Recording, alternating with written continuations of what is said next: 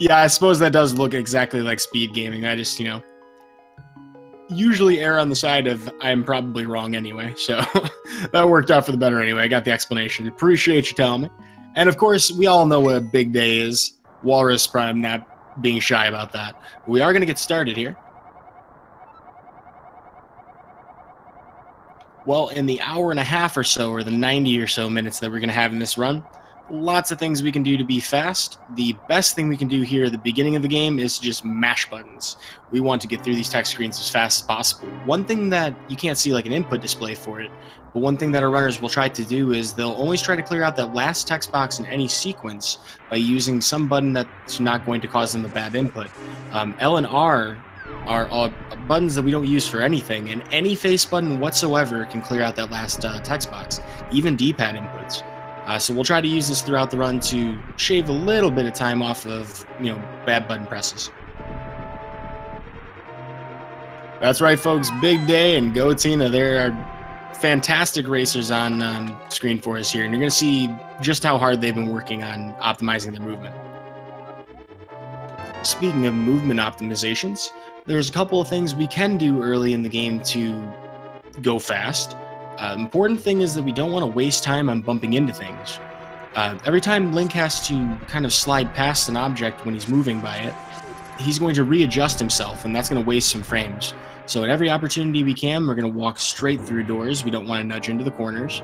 And we can also take advantage of a couple of really nice features of Link's movement animation to gain a couple of frames here and there and get an edge over our opponent today. The technique I'm talking about is called pumping. Saves maybe like 10 seconds over the course of the run, but it's free. It's kind of like how in Super Metroid you would pump the L and R buttons to aim the arm cannon to gain just a couple of extra frames. Same sort of deal here. You'll notice that we did a spin slash and we positioned ourselves between the wall and the chest to get the blue guard to die right next to the door. We can pick up the key and walk through it on the first possible frame.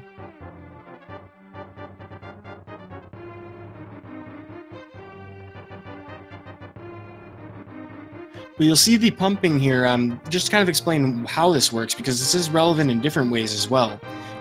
Link's walking animation alternates between 2 and 1 pixels per frame, averaging 1.5, of course. We do a nice little poke spin slash to kill that guard, and we're going to pick up that boomerang and get that key immediately with it. But so when you're moving left and up, Link is going to start that walk animation at 2 pixels. When you move right and down, in cardinal directions, of course, it starts with 1 pixel. So we can take advantage of that, actually, by mashing D-pad buttons whenever we're moving at a shallow angle to, one, position ourselves better, and most importantly, maximize the number of frames we spend in 2 pixels per second or per frame. Again, doesn't save a ton of time, but the best places to use it in the run are going to be places where Link's movement speed is slowed down for any reason, because this helps us reset that to the fastest possible, even when we're slowed down. Good examples of this are in water. We'll see that here in the sewers, and as well as manual staircases, the sort that don't automatically walk Link up and down them. Chat pointing out that our races are pretty much synchronized. They're very close to being that.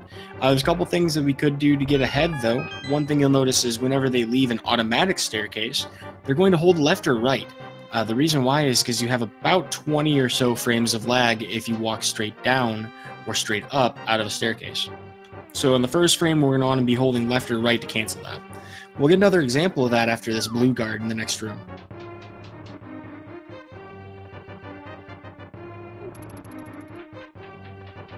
So notice that the enemies are doing pretty much the same thing here. That's RNG, but the position that they spawn in each room is not. So we do have a good sense of what to expect, and then we just have to kind of react to a couple of different RNGs, depending on, what we end up getting.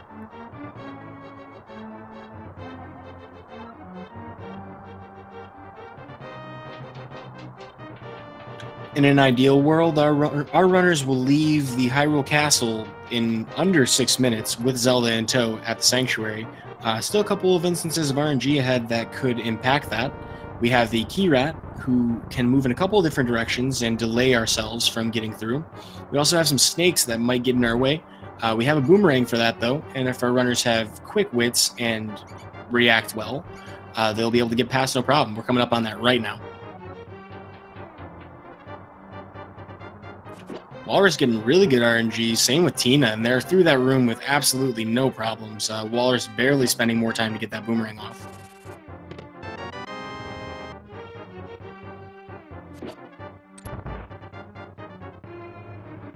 I mean, at this point, folks, I think it's almost the kitchen sink as well. Here's a great example of that pumping in action. You know, in water, your walking animation is considerably slower. We get to abuse that pumping animation here to get through there considerably faster.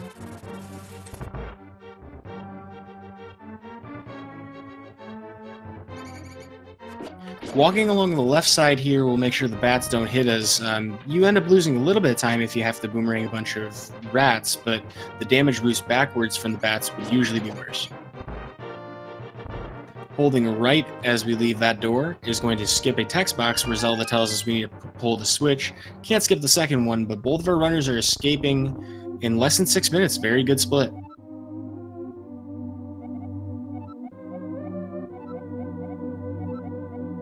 There is a small time save we can get here in the Sanctuary if we have one heart or less and we have that heart beep animation going. No idea on the technical explanation for it, but it saves about half a second.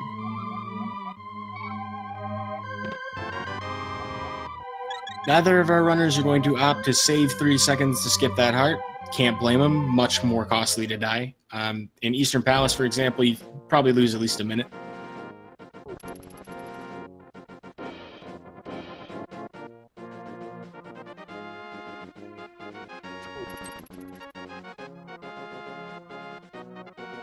Our next destination on Hyrule Airlines is to the Eastern Palace. No easy airstrip here. We're just going to walk right in through the front door and make a series of very fast rooms. This is a great example of where optimization, really comes into play here. I mean, we're beholden to some RNG from Octoroks in this room, but our movement is going to be very refined here. We're not trying to do different things when we come through this section. And there's not a lot to react to besides the Octoroks. I mean, there's one Armless Knight we're going to try and boomerang in a moment. Boomeranging him actually reduces lag because there's less moving sprites on the screen. But beyond that, we're going to do some mashing for the pumping to get up these stairs a little faster. If we do it really well, we're going to skip a blue guard here as we enter the Eastern Palace. Both of our runners have pulled off the blue guard skip. Very important skip. Nobody likes to use that boomerang when they don't have to. Walrus Prime losing all of that time instantly by pulling the pot from the right side. Another instance of RNG, the first cannonball RNG of the game. We don't want to have to wiggle or woggle too much through that room. The less we have to wade through it, the more time we're saving. We're going to pick up the top pot because it's a little faster to hit the switch from the top. And coming up in the next room, we have the Stalfos room.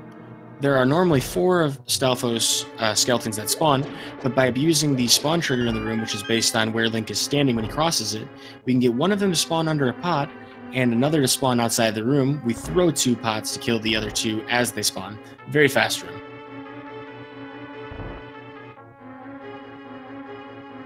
One thing we might see different from these runners is they may elect to not grab the safety arrows. Both of our runners have grabbed the safety arrows. These are going to make it easier to not have to rely on drops as we get further into the dungeon. We're definitely going to need at least 18 arrows to defeat the Armless Knights. However, we want to have well over 20 because we're going to use them against Lamolus before long.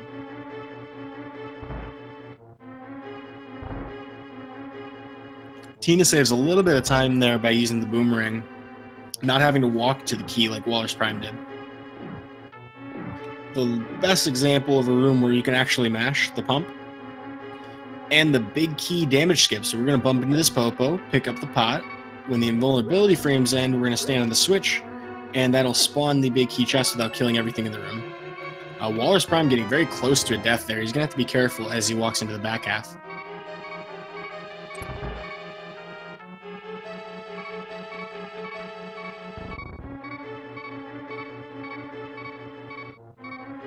Well, with that kind of botched damage boost, Tina does pull ahead a little bit. We're not going to spend much more than another minute, maybe 15 in here. This is going to be a very fast finish of this dungeon. Tina had a little bit of bad luck with the Popo RNG. They can move in different directions, and if they move north and west, they tend to get in your way. A couple of quick rooms here, but we're going to have the Zelda Gamer Room on Tina's screen first. Cannonball RNG is completely random. You just got to not get hit, hopefully. Tina got trolled a little bit there. Walrus Prime getting through it. Having pretty good luck. Ooh, and Tina did get a red rupee. That's a great drop to have. Definitely a lot less worried about rupees from here on out. Here's the fast kill on Armos. Blink and you might miss it. We're going to start from the top right, pump 5 arrows in, and start shooting them straight down. The reason we pump 5 in is because we can delay the Armos from reaching their original position, giving us time to set up to get the fast kill on all of the remaining circling Armos. Both runners pull it off perfectly.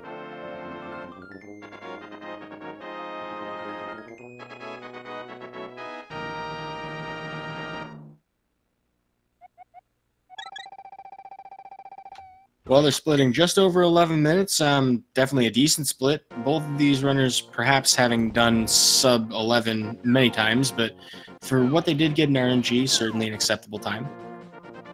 About a minute faster than myself. We're going to go visit Sarsaparilla over here, though, the cowboy who has our boots. He doesn't come with the spurs, though, so I'm not sure how much use he got out of these. These may be just for show. I mean, they are absolutely beet red. But we'll have a possible changing route between the two. Looks like Tina's going to skip the Sahasla Rupees as well as Walrus, so they're going to take the same path. We'll explain the Tree Rupees when we get there, but we have our first spin speed here. Tina gets it in one try, and so does Walrus. How this trick works is now that we have the boots, we can take advantage of a couple other exploits of Link's movement. In particular, if you were to charge a sword spin and then dash the frame after you release it, game gets kind of confused about what movement speed Link should be. Once you change your movement speed by, say, touching a manual ladder, which has a slower movement speed, it applies his running speed to his walking animation. It goes away after you leave the screen or once you've started another dash. You can't use your sword when you're in this state. We'll get another one here out of tinahacks here. Very nicely done. Gets it perfectly in the first try. And Walrus Prime gets it, but having trouble activating it. Opts to dash instead because it wouldn't save time if you went for it twice.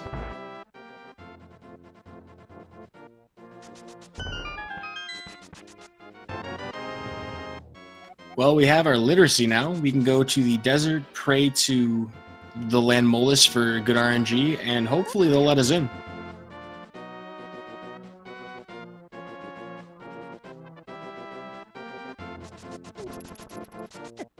Now, Nintendo is full of a bunch of bros who decided, you know, if we're going to make you go a long distance, we're going to give you some fast shoes before you have to do it.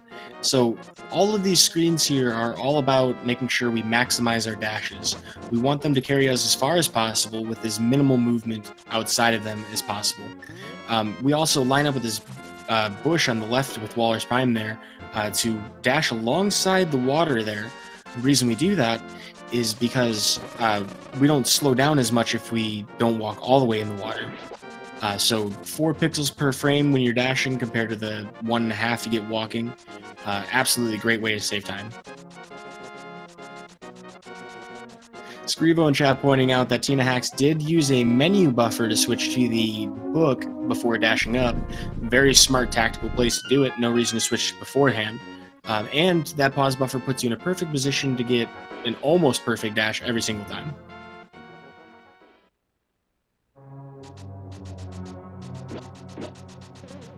So we are rightly pointing out that tinahacks has pulled ahead a little bit by a little bit, having much cleaner early rooms.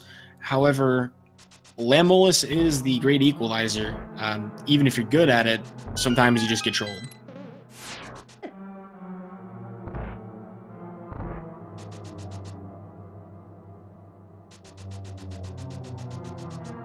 And you folks are absolutely right. tinahacks is loaded right now. Has another red rupee drop. Doesn't take it though, but I mean, who even needs those rupees at the tree?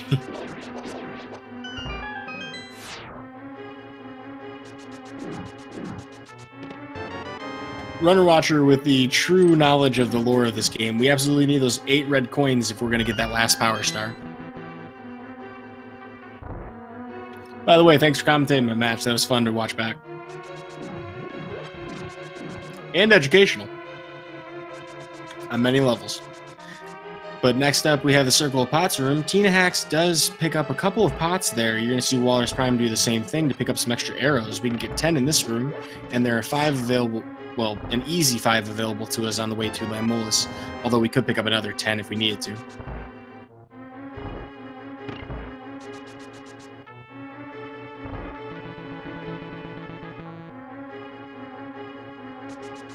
Yeah, just to reiterate, folks, I mean, we obviously know we're going to get the 80 rupees from the red tree pole.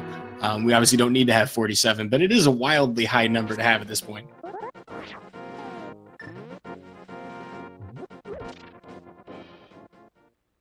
Well, hey, in chat, Turvok, if you think that's impressive, if you haven't even seen it, we barely just got started on this run, and there are many more, far more impressive techniques that we're going to see in this run. These are very fast runners, so you're going to see some excellent execution as well. Tina getting trolled a little bit by the Popo there. It ended up going northwest, the worst direction that one can go, and Walrus Prime gets the same thing with the opposite one going to the opposite corner, so both of them having some rough luck in there.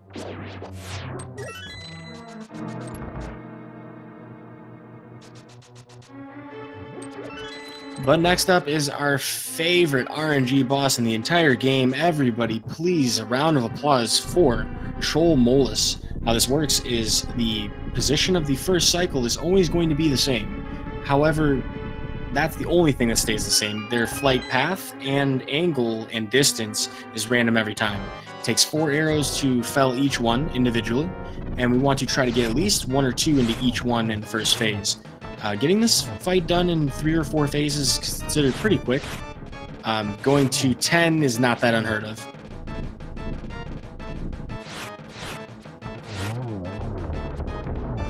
We like this fight a lot more later on in the game when we have the Fire Rod, considerably easier.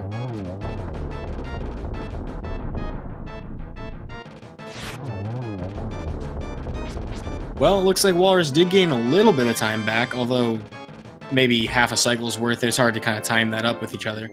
But tinahacks is still maintaining a lead, and both of them with a great split for Lamolus, right around 1730. Couldn't be asking for much more. That can definitely go sideways, so it's a great place. It's a relief to not have lost that time here. Although it looks like our racers are pulling together with a bad bonk on Tina's screen. Gets the Sandman dash, very nicely done, and so does Walrus.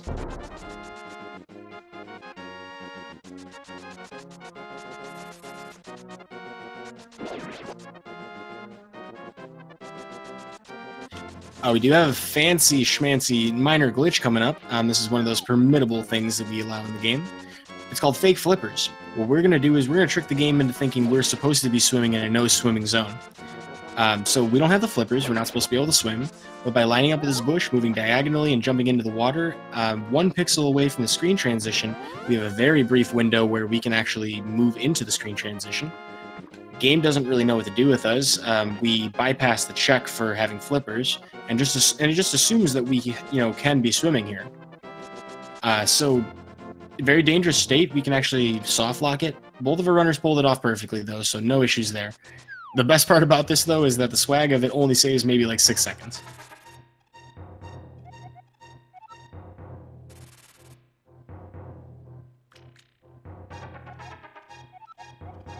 Helposaur King with the much more succinct and accurate definition. Shout out to Scrivo with a good command.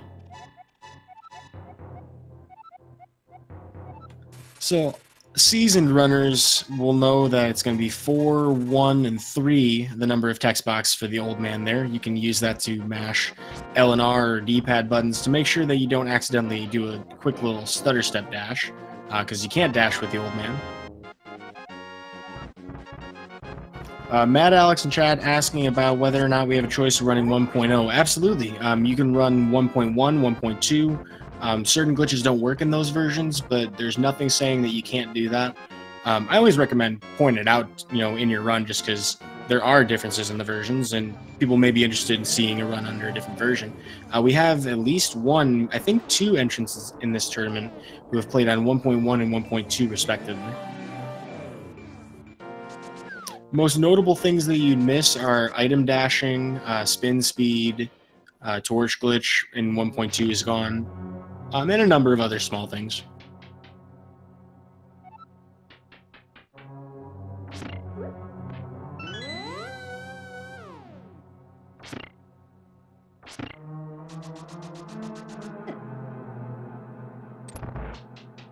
It's the MLM in chat with the jokes. It would take 10 extra minutes on PAL. I mean, actually, I don't know how the frame rate thing works, so that might actually be accurate. I'm not a European. I can't speak to that.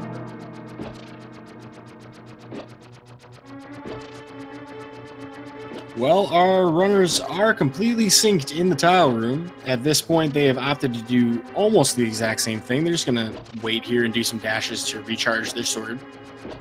Making sure it's outstretched. It's a bit of a coffee break if you do a really nice boom dash, which is an item dash with a boomerang. You can throw it to the south while running to the right. Our runners didn't opt to do that, though. They're going to save a menu and prevent themselves from having to select the boomerang in the first place.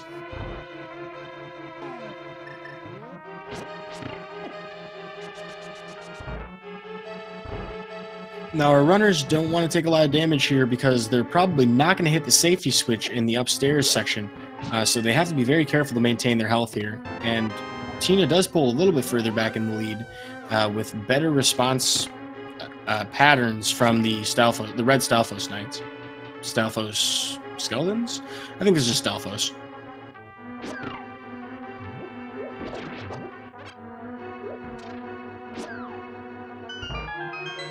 You know, folks, if we need somebody to run the German version, I feel like Terror is the natural representation.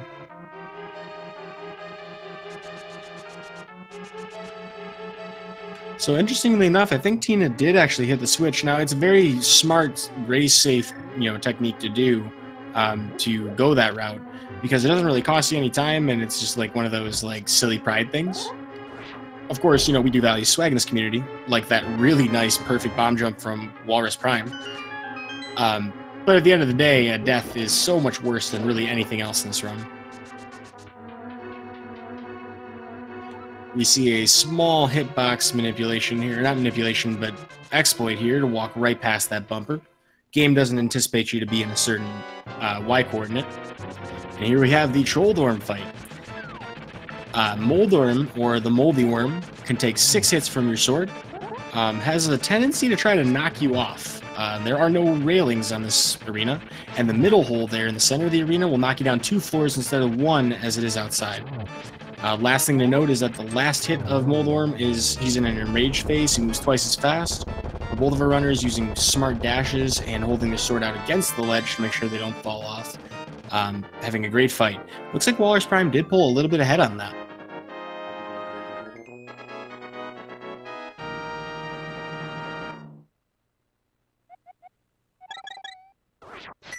Well, a little over 23 minutes for that sword up on Tower of Hera. We have a pretty good-looking light world overall.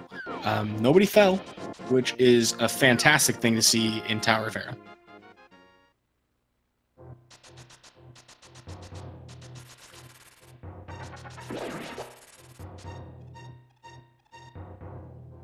Our runners are going to show us the next important thing about this run.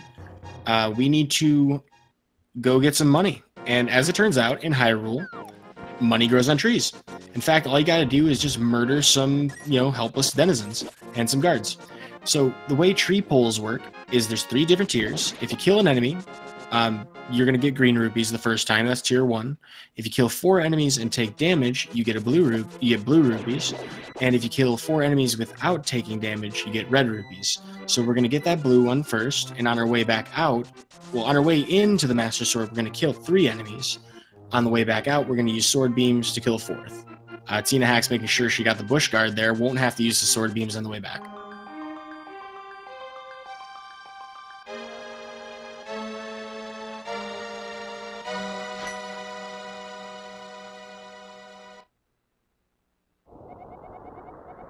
Everybody's favorite sword mash. exposition, exposition, exposition, something in Japanese. I really wish I knew how to read or speak Japanese in this particular scenario.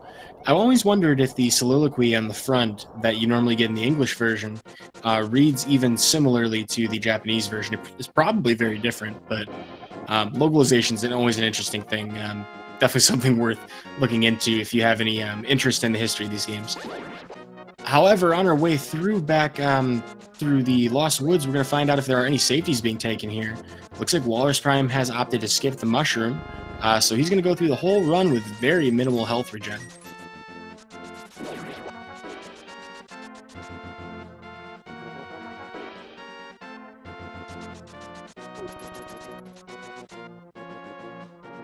Well, Tina is absolutely loaded, can skip that last red rupee like a boss, getting it from the enemy instead. What a bro.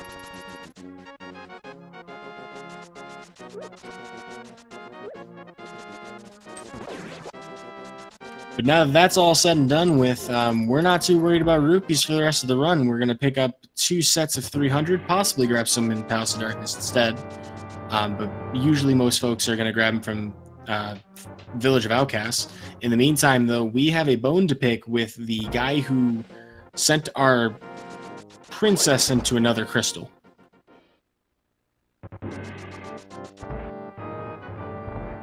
A couple of different strategies for these gold guards. We're going to see a sword spin, 2 arrows, sword beam, and double sword spin. The fastest possible strat from Walrus Prime. You'll notice he dashes through those guards. We haven't talked about prize packs yet, but so there's a... Well, for most enemies in the game, there's a 50% chance that they drop something. Some enemies, it's 100%, and that's pretty much it. I mean, that's the most variance you see. The 2 guards that we dash through are part of what we call a prize pack. When you get those drops, they increment through a cycle. And we're looking for a very specific one later in the game. We want to get a fairy. Those blue guards have a prize pack that starts with a heart, just 1 heart to refill, and then the next one's a fairy. So we haven't killed anything else from that prize pack yet. They also share the prize pack with mini Helmosaurs and Pokies. We definitely want to get it on the Pokey. The next enemy from that prize pack we'll kill is a mini Helmosaur in Palace of Darkness, possibly 2. And then we'll have the Pokies in Turtle Rock a good 45 minutes later or so. That's how optimized this is.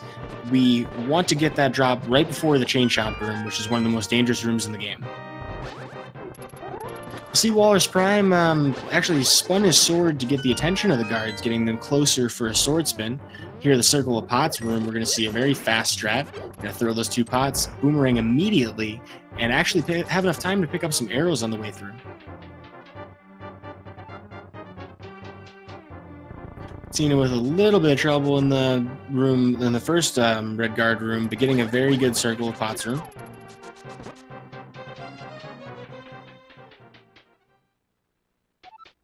With that, though, and a little bit of catching up to do, Walrus Prime will be the first into the Aghanim fight at 28 minutes or so, doing pretty well overall. This is the next most RNG boss fight of the game. Aghanim is fun. We're going to have a 5 attack cycle.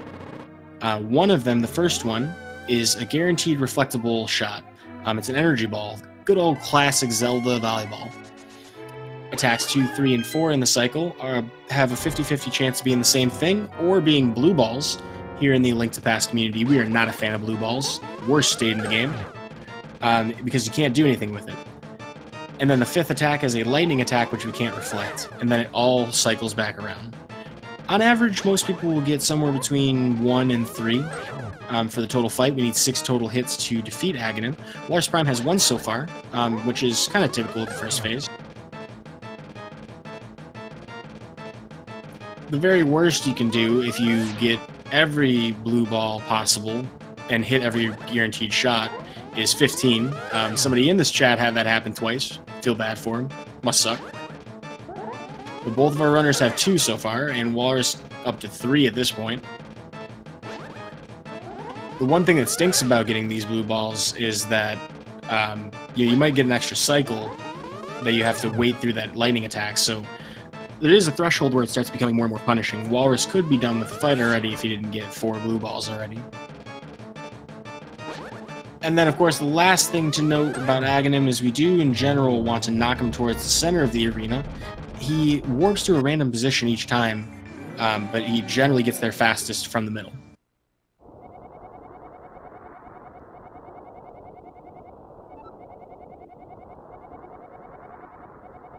But I'm sure Scrivo can attest to it. Once you start seeing like 12 blue balls, you kind of want the 15.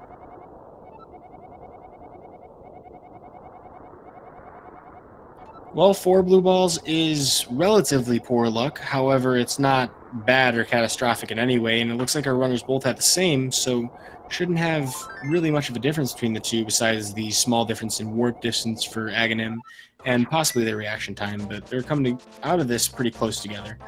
Margin of 5 to 10 seconds.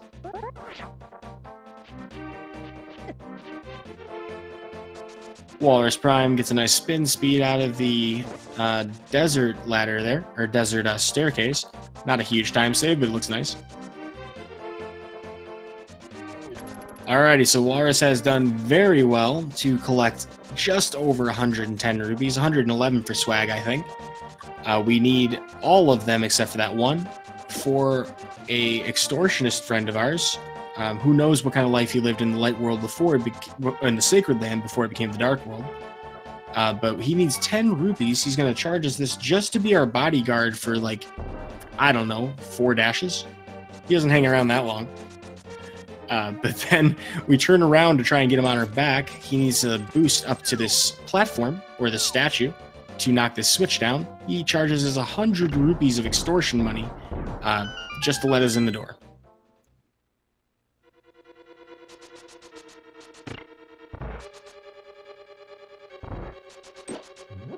Tina not far behind at all, but gets hit. And so this is the thing that stinks about Kiki the monkey is he has no loyalty. He's going to charge you another 10 rupees to be your bodyguard again, and he's not even going to fulfill that duty.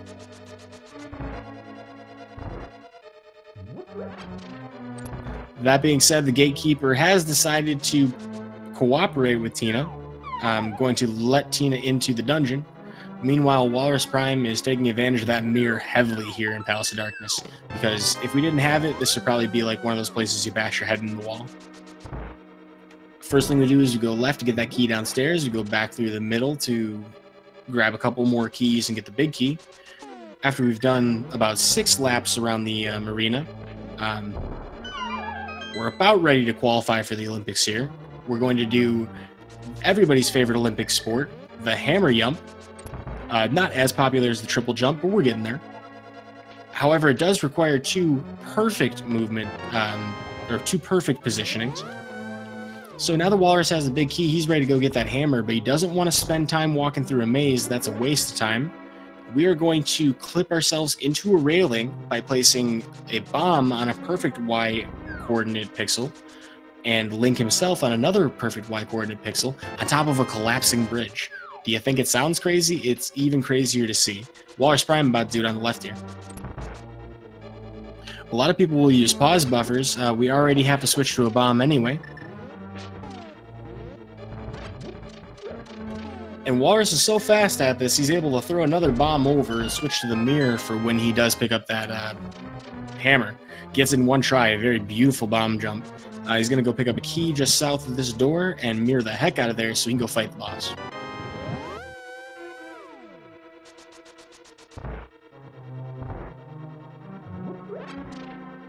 Meanwhile, Tina is hot on his heels, about to attempt the bomb jump herself.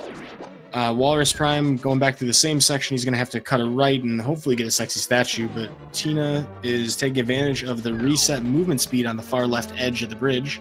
If you're holding an item, normally you slow down. If you're walking along the left edge, you actually reset your speed to normal, so you can hold an item and still be kind of fast. Perfect bomb jump from Tina, very nicely done, only a couple pause buffers. Walrus tries to get the sexy statue, pushing the statue and turning around the corner without disengaging. Doesn't get it, but it looked nice. We get to see a great example where sword beams pay off on Walrus' screen, able to hit that switch and immediately cut to the right. Could have done a bow dash, but, you know, he hit the switch, that's what matters.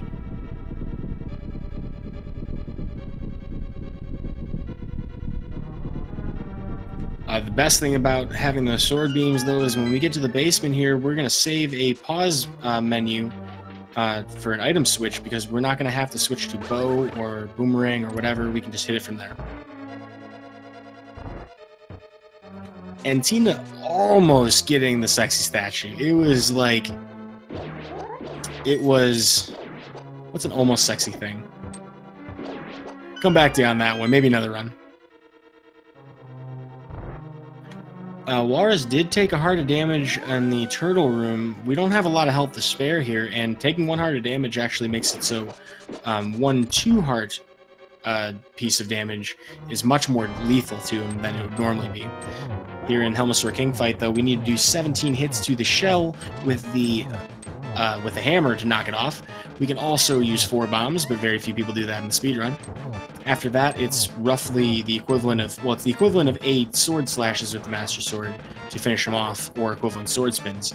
You also saw on Walrus' screen that Helmasaur King was about to shoot a fireball, but he destroyed the mask right after the fireball was released, which actually despawns it. For the RNG that he got, Walrus had nearly a perfect fight.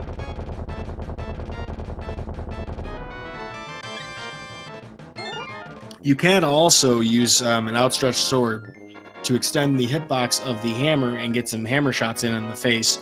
Only takes a few of those compared to the sword slashes, but it's kind of hard to pull off.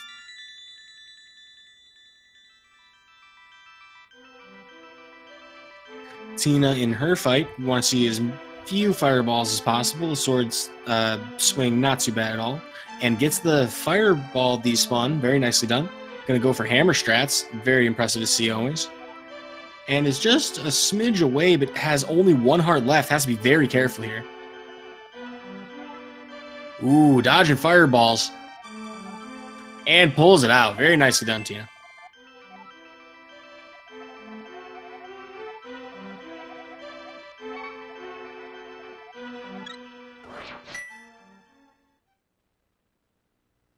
Well, with that, the difference between a crystal cutscene, that's definitely still very close for this point in the race. Our runners had altogether a very excellent Palace of Darkness. Things that could have gone wrong definitely didn't.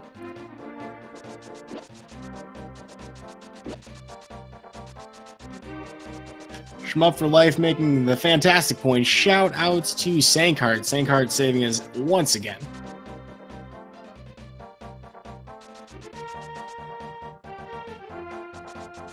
Well, we have the hammer. It's time for the best item dash in the game, Hammer Dash. You could also do a shovel dash, but we're not going to have it for long enough for that to be of value. Speaking of that shovel, though, we got to go get our burb friend, the goose, and we need to loose the goose by getting the shovel and digging up the flute. So that's exactly where we're heading next. This makes us a lot faster over the overworld, so very handy item to have.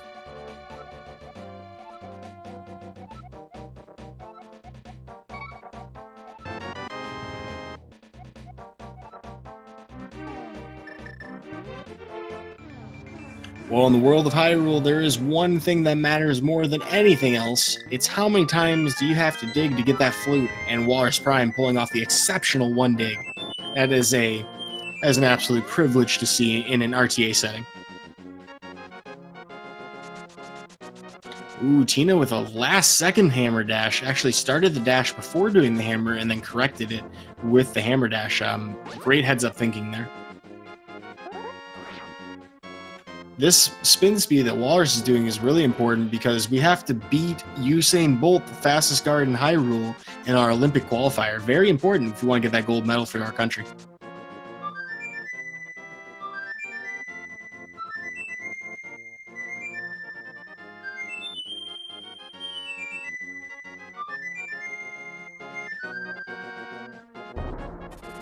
Sorry, I just wanted to pay homage to our duck friend, who actually bails us out big time. He somehow has learned how to use portals, because at the end of the game, he makes it into the Dark World with no explanation after the entire game told us we couldn't do that.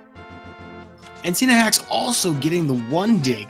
I am floored, folks. Didn't expect to see this kind of high-octane, high-caliber, finely tuned execution this early on in the race. Fantastic to see from these runners. Tina also getting the most important spin speed in the game. Usain Bolt, eat your heart out. Good luck getting, well, bronze at that speed. Usain Bolt actually does have a cousin in Hyrule who is over by the magic shop after you've killed Aghanim.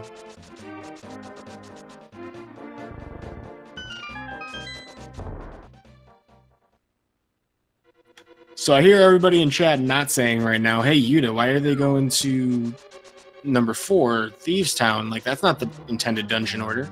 That's because Nintendo had the good graces of giving us some freedom. Amazing, right? So Tina here did take the mushrooms, so we'll be getting the powder. This is a great safety to be taking before the blind fight. And there's a lot of anti-fairies in Thieves Town to take advantage of that with. Well, at least bunny beams as well, so 2 good opportunities to heal. Shout out to Blunt Bunny on Walrus Prime screen. But so Tina's going to do this now. It's more optimal to do it after Skull Woods, but it saves like maybe 8 seconds. And again, we don't want to die. But so yeah, talking about the dungeon order though, we go to 4 first because this is going to give us these Titans minutes, and this is technically available to us after Palace of Darkness. Once we have that hammer, it's off to the races. So Tina will go north on the left side of Kakariko and come back around to the right to use the hammer side of the portal. Walrus Prime here in the Hellway, one of the most dangerous rooms of Thieves Town, gets through without too many scrapes, just 1 heart down.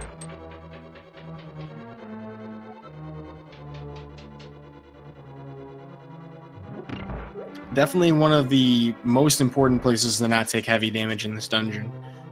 The boss fight, Blind, is very straightforward. If you practice it, it's literally the exact same every single time. But if it goes off rails or off script, it can be kind of difficult to deal with. So having a lot of health going into that with all the high damage enemies in this dungeon, very smart. So Tina gets to kind of insulate a little bit against that with the powder, can heal several times in this dungeon without having to worry too much about dying. Just has to be mindful of her health.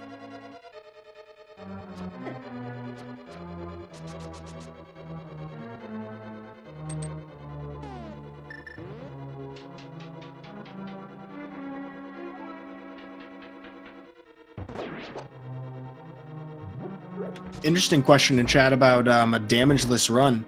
Actually, yes, there are people who have done no damage runs. It's kind of crazy to watch. I haven't seen one in a really long time because I can't imagine anyone wanting to do that.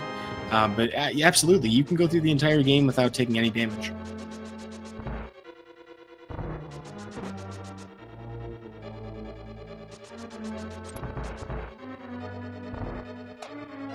Well, Walrus Prime has picked up the heavy lifting gloves.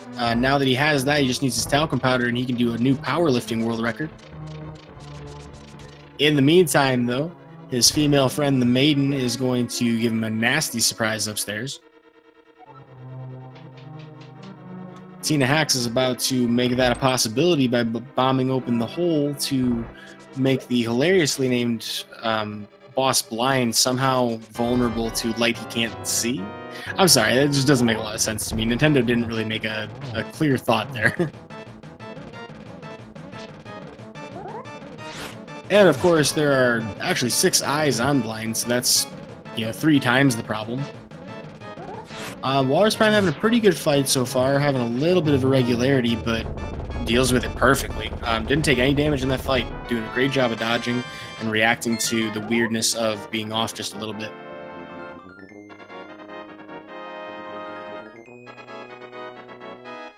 Tina was trying to be bold there, trying to use a hammer on one of those glowing red gelatin enemies. I don't even know what those are called, to be honest with you. But that's a very narrow window to hit it, though. Hammer's kind of hard to do that with.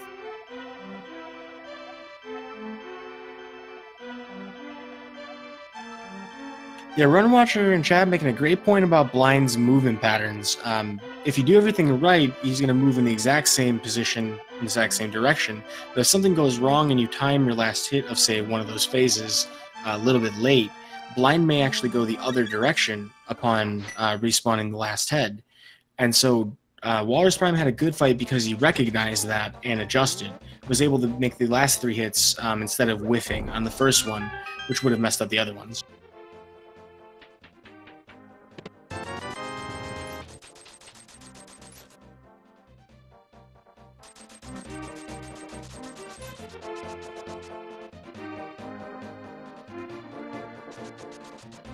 Oh, I did not know that the Japanese roughly translates to light sensitive, or at least that's basically what it means. That makes a lot more sense.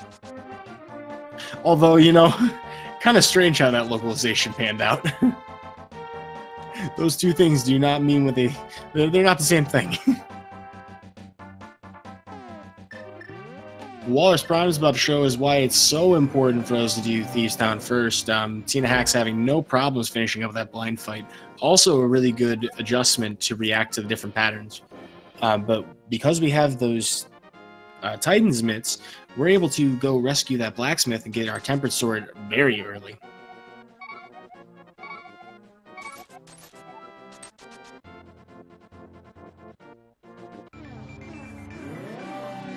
Chat raising good points about relative and different blindnesses. You're absolutely right. I'm not blind. I wouldn't know.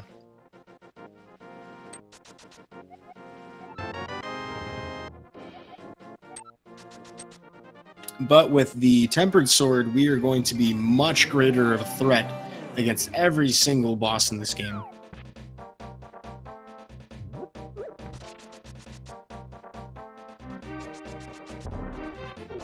Ooh, Walrus Prime going for the fence dash. You have to move left 1 pixel upon leaving the blacksmith area, and then dashing up. Doesn't get it, but we do appreciate his effort.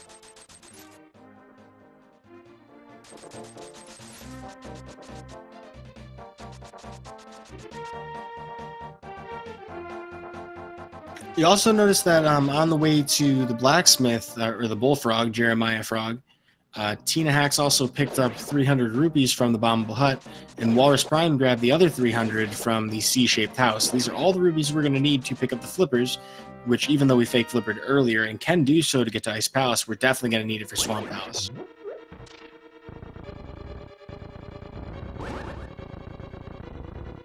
Here in the big key room, Walrus Prime is attempting to get around these Gibdos. Those Gibdos are very frustrating. They want to hug you. They're not going to take no for an answer, and they will keep chasing after you until they get that hug. And even then, they won't stop until you're dead. Walrus Prime has narrowly avoided the cooties, going to make his way back to the big key chest now that he has the big key. We have a very important fire rod to get. And we get to see another bomb jump.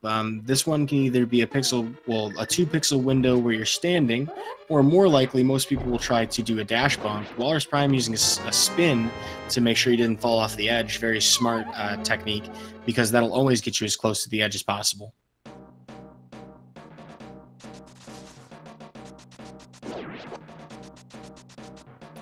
Tina getting a really unfortunate double warp there.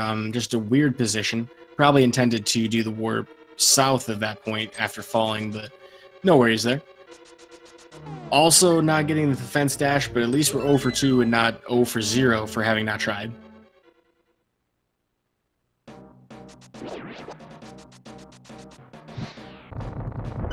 So I can imagine a lot of people who haven't seen this run are kind of wondering, whoa, how is Tina half or a whole dungeon behind?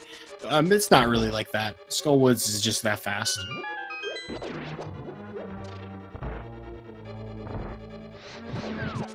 Here in the Mummy hallway, Walrus Prime is going to put on some fancy tricks, going to do a nice item dash and try to get another one, but altogether a pretty efficient room.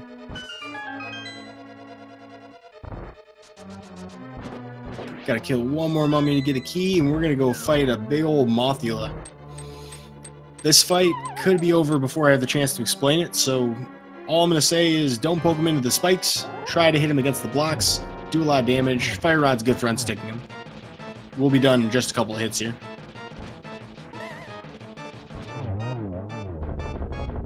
Walrus not having quite a perfect fight, but certainly not having a bad fight, emerging without any damage.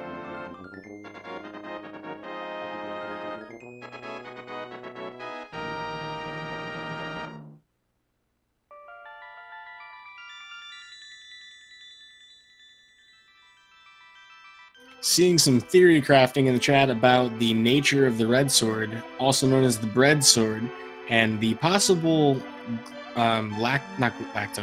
possible gluten sensitivity of Trinex. haven't verified this, haven't talked to a Trinex before, so I'm not sure where you get that assertion, but I can't exactly disprove it. It could be celiac disease. I'm no expert on the matter. The world may never know. So while this is a couple of minutes difference, tinahacks is still definitely very much in this. This is pretty early in the race.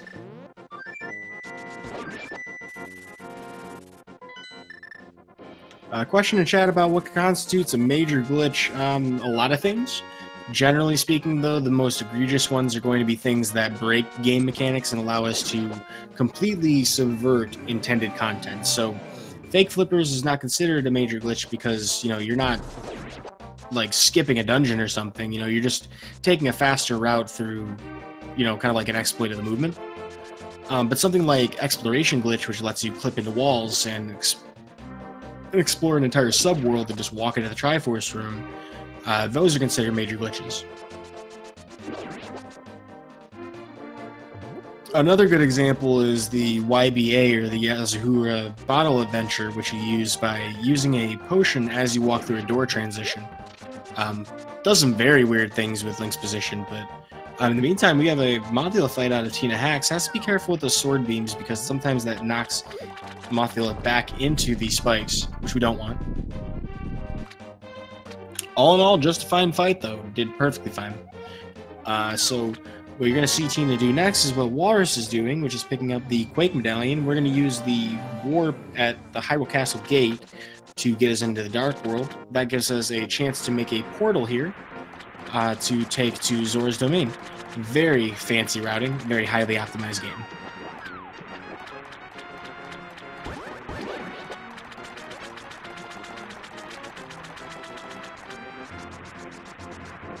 Yeah, so Yellsrake in chat has pretty much the right idea. I mean, if you're going to skip something that would ordinarily be required to beat the game, you know, like you can't, I mean, like hovering, for example, doesn't sequence break. Like you're not going to skip hookshot in a normal run of this game because you need it elsewhere, you know, to get across that gap. So it's not like you avoided doing something with it.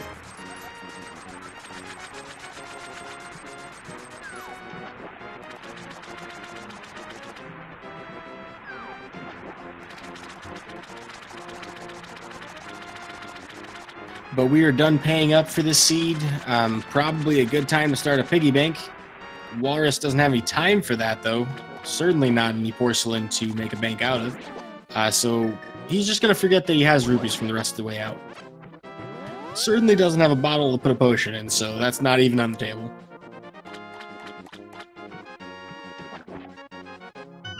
Our next step is to take a whirlpool and head to Ice Palace. Everything's very conveniently laid out. Tina not that far behind, about to make the approach to Catfish. One nice thing about Ice Palace is in the NMG speedrun, it is incredibly fast. We're not going to waste any time in here.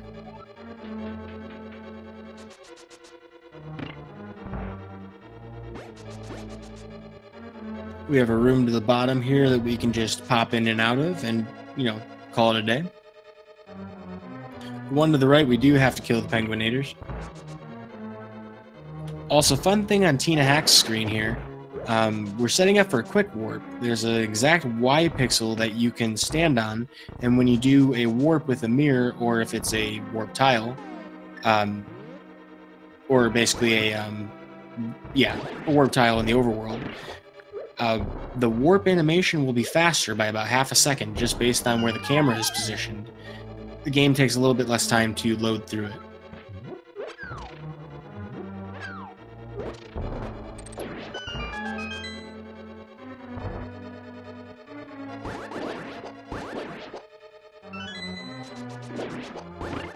So the blink and you might have missed it rule applies here in Ice Palace as well.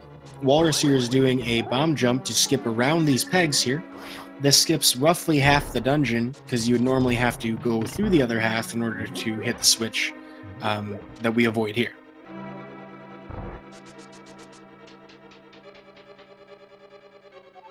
And so because of that, we get to push a block down and go right to Cold Stare without waiting at all.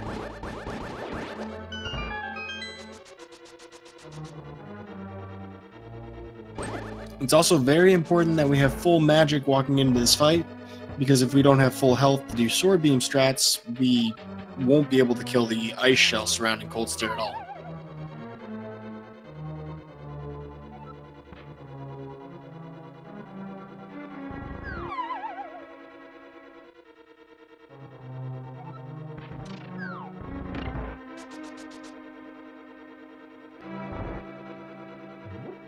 Well, Walrus is already at Cold Stare as Tina walks into the dungeon. We're starting to approximate a 1 dungeon difference here, but mileage varies depending on which dungeon it is. Cold Stare here, though, we're going to expend all of our magic on destroying this ice shell, and then we're going to charge up a sword spin, dodge the ice, and pop them into the corner and slash them to death, sometimes doing poke dashes, but in this situation, just 6 slashes. Walrus making that look very easy. That can definitely go wrong.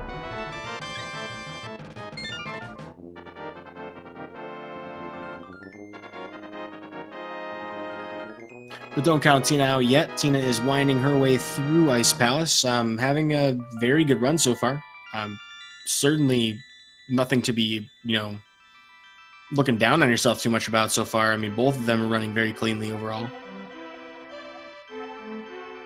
Always nice to be able to say we didn't have a death in Escape, or Palace of Darkness, or Eastern Palace. Very run reset areas, or reset heavy areas. Excuse me.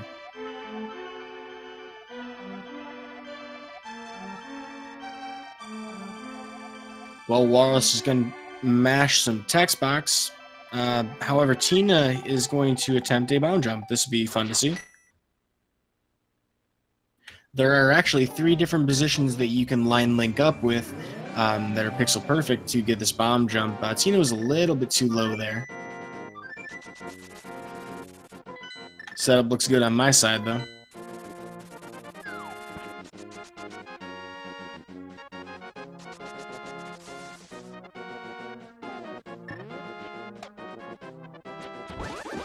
Now, our runners are not going to opt to pick up their final upgrades, the gold sword and silver arrows. It's a little bit faster to kill Ganon with the tempered sword if you compare the total amount of time sunk into getting the gold sword.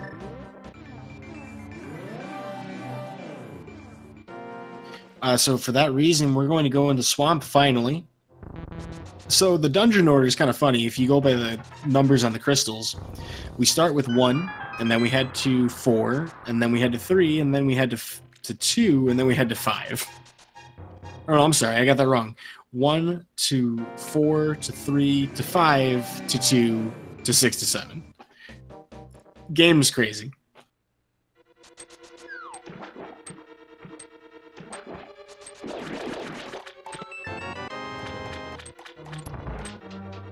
For Walrus to be in Swamp Palace sub 58, he's definitely on a very good pace.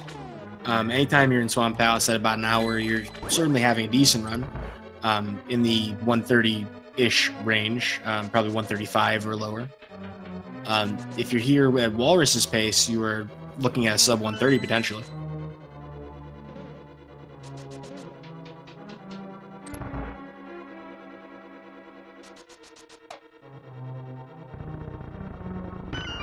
Tinahacks, however, has successfully vanquished Cold Stare, was within an inch of her life, actually, because one hug from one of those eye puffs would have killed her.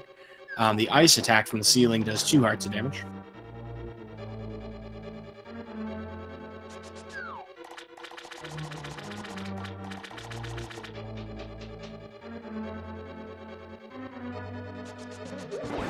So Swamp Palace here, that Walrus Prime is in, kind of lulls you into a false sense of security.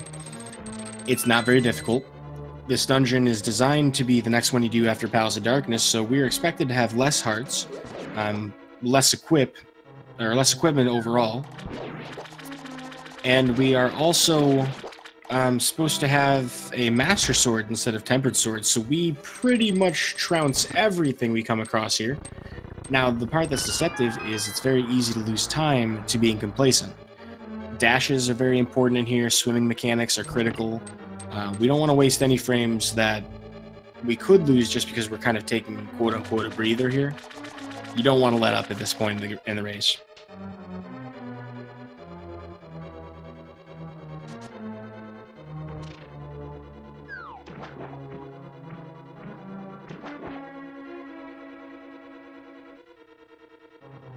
Well, we get the slow and agonizing pursuit through Swamp Palace. We have to go all the way to the left, go get that big key, come all the way back to get that hook shot.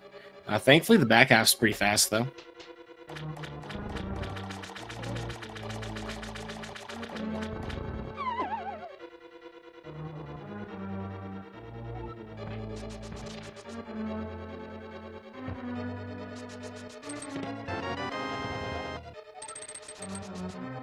So just taking a quick look at what our runners have available to them as far as ammunition goes. Both of our runners have 2 bombs, so they're not going to need any more that they're not going to be able to find on the way. Walrus has 6 arrows, Tina has 9. So there's a little bit of an advantage there for Tina, potentially. Depending on the situation, we would use that bow.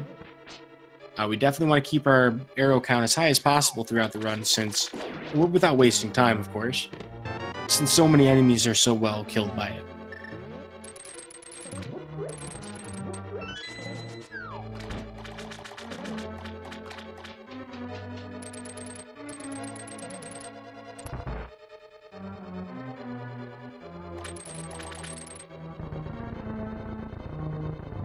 We saw something pretty nice out of Walrus there. You see his walking animation was kind of weird for a moment there.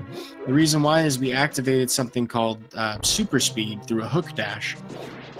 When you use the item dash, that actually puts us in a state where if we touch the manual staircase like we talked about before, you would actually have what we call super speed, dashing speed in walking animation. You can get it in a lot of different ways, but the hook dash is a common one. And of course, even if you're not in super speed armed, you can still do some weird things like push statues kind of funny, like with a sprinting animation. And once you have to pick up that pot underneath the statue, being in the hook dash state or super speed, we'll pick it up the first try every time. So we do a hook dash there because it's smart to hook shot to that statue. But most importantly, we have no problems with that pot. So Walrus Prime's attempting a 0 cycle. Had a little bit of bad luck, but almost gets it. That was impressive to see even attempted.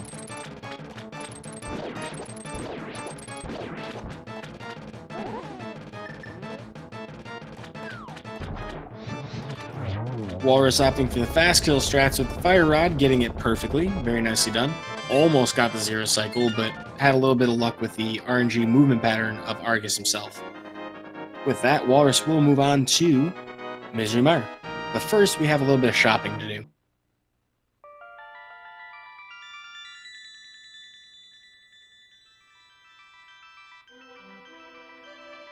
Now, here in Hyrule, money does grow on trees, but we don't really spend much for some of the most powerful magic spells. Ether, handy in a couple of different positions, but most importantly, we needed to get into Mire.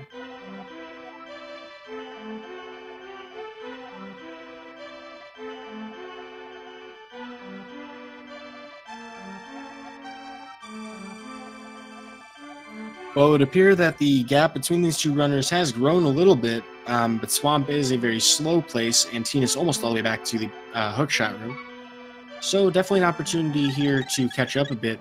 I'm thinking, though, that if Walrus does have any deaths in this run, it is likely to be what will catapult Tina into the front here, because she has been executing on fire the entire time.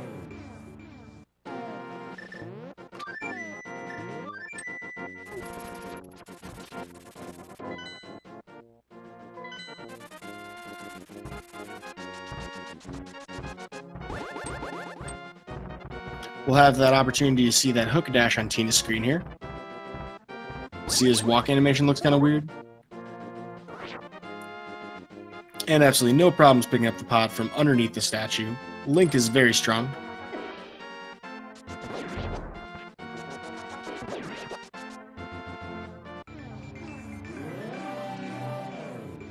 Interesting caveat about the quick warp on Death Mountain. Well, so Walrus is looking for a fairy drop.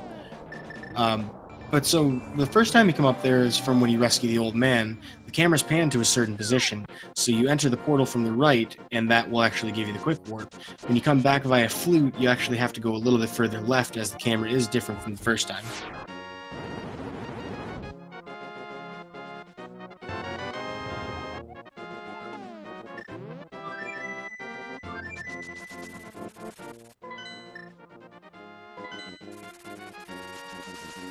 Well, Tina is almost to the Argus fight. It'd be interesting to see if we have a zero cycle attempt here. I have not seen anybody pull it off in quite a while. Nope, we're going to opt for a relatively straightforward safe strategy. Not a problem in a race setting. I absolutely agree with that. Mostly because I can't do it. Looks like Tina's setting up to do a 2-sword spin. Easy way to finish it up.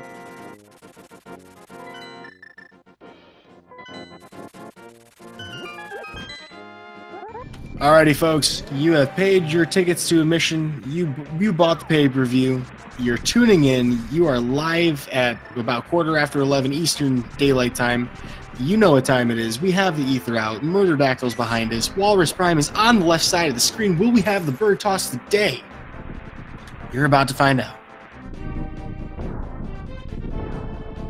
Wait for it. Wait for it. What in the world? We get the bird lap. The bird lap toss. Good Lord. The meme will never die. Not only will it never die, but it'll be reborn like the phoenix that it is. Like the phoenix that he just tossed. You heard it here, folks. Phoenix toss. It's a thing.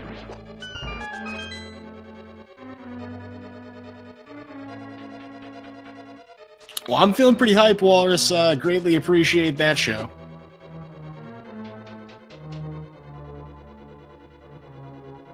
Clearly dabbing on the haters.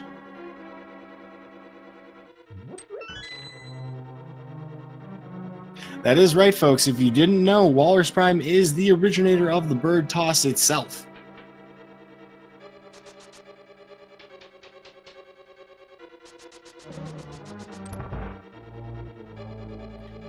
Well, while we're going through the more boring parts of Mire, since this is a great time to return attention to a sword climb out of tinahacks, the way that works is you already move a little faster while you're pumping up and down stairs, for example, but if you do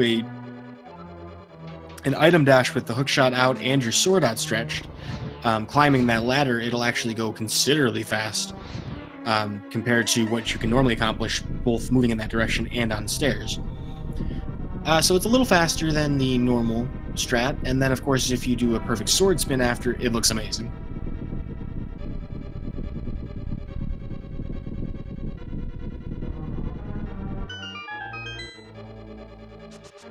Well, Walrus Prime has made it through the torch room in Misery Mire. Now typically that torch room is approximately 20 minutes or so from the end of your run if you are a pretty good runner. Walrus Prime could feasibly end up with a 1:27 time, although that would require some pretty sick movement from here on out.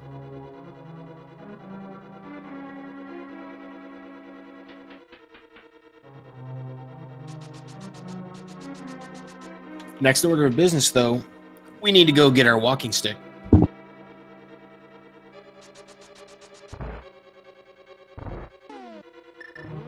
The Cane of Samaria has a lot of different uses. However, we get it very late in the game, so we're not going to do much with it. We're going to use it for a couple of puzzles for the most part. Very important for Walrus to avoid taking a lot of damage in the spike room because he does not have a way to heal. Our next batter up on the mound is tinahacks. Has seemed to have been pitched a curveball. The bird may not be tossable, folks. This will be hard to see. A wild pitch may actually make this a very frustrating situation. Tina opting to just simply take the base. Can't blame her. Also has sword beams for Mire 2, which is always nice.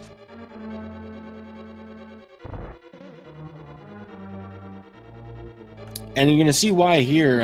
While we didn't get the perfect one cycle out of the Wiz Robes, and even a third, you know, because of some bad luck, still going to get through this without taking much damage, and it's much more efficient to do it with sword beams than with just fire rod.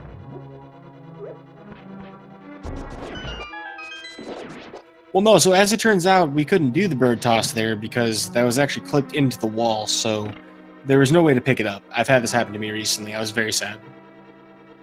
But yeah, I mean, I guess there's no time for that. Alrighty, folks, you're ready to see a hype boss fight here. Take a look at Walrus Prime screen on the left. We're about to fight Vitreous, and let me tell you something, we're going to take damage on purpose in this fight.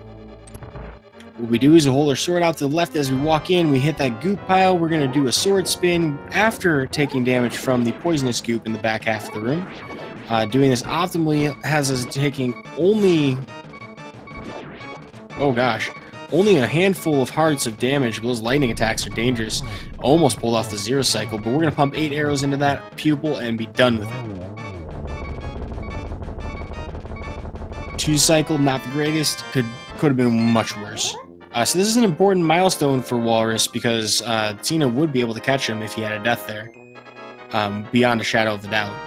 Tina did walk into the torch rooms approximately 110 and some change. So this puts her potentially at a sub 130 if she really crushes it, but probably pretty close to that range. She has put in a crazy amount of time into this run recently, so I wouldn't be surprised to see her hit that benchmark.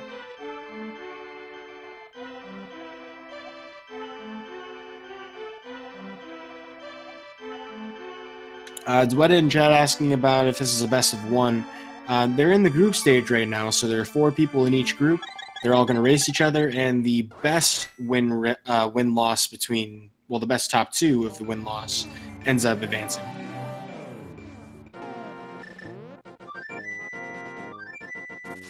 ACMLM with the sage experience and wisdom, realizing that 20 minutes is probably not realistic with that kind of time. I'm going to echo that sentiment and trust it is the truth. I know I'd be like 25 to 30, so, you know, I can't speak on that one.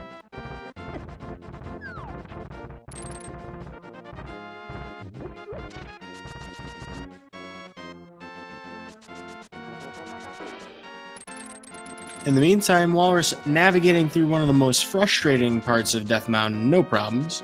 Tina is going to make the assault on the Misery Mire basement, some of the more fun rooms of the dungeon. And we finally have a use for that cane.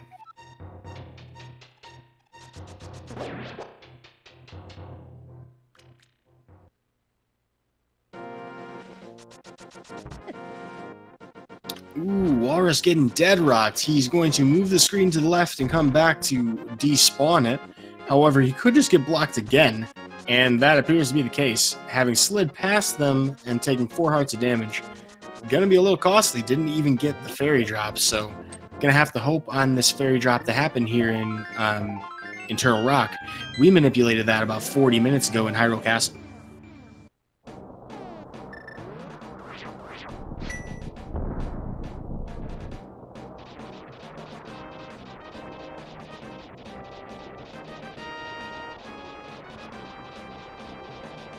Well, Walrus is going to start the assault on Turtle Rock and Trinex. Now we have an opportunity for Tina to redeem us and get us a 0 cycle Vidi. I'm excited. I have a great feeling about this fight. Well, the first spin looks great. Losing the sword spin a little bit in the middle, we still have a pretty good chance at a 1 or 2 cycle, though. She has a lot of health to work with. 2 cycle it is, and taking a direct lightning hit down to 1 heart, but does get the arrows off, so very nervous moment there, but tinahacks pulling it off. Nice save.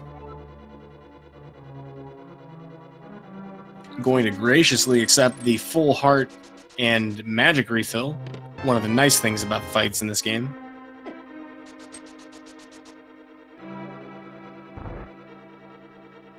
Walrus Prime doing a really nice damage boost to walk through an invincibility frames, one of those rollers. He is hoping for a fairy drop in this next room because it's part of that prize pack we talked about earlier. We didn't see a fairy drop from the mini Helmasaur, I don't believe, so this would be a great place to find it. and does not. So here in the Chomp Room, we can only take one hit before we are in danger of dying. Chain Chomp's being a bro, not even attacking.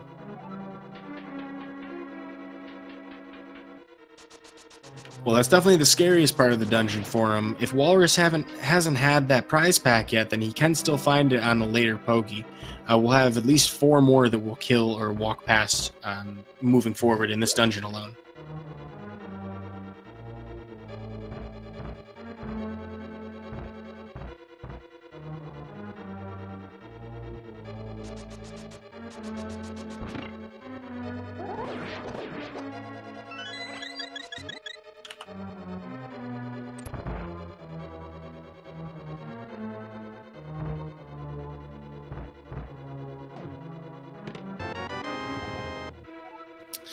Well, Walrus Prime has picked up the big key. At this point, we just got to wind our way back through. Most of our higher level runners are not going to bother picking up the mirror shield. It's a waste of time. We can just do a fancy skip to get around it by timing some dashes well.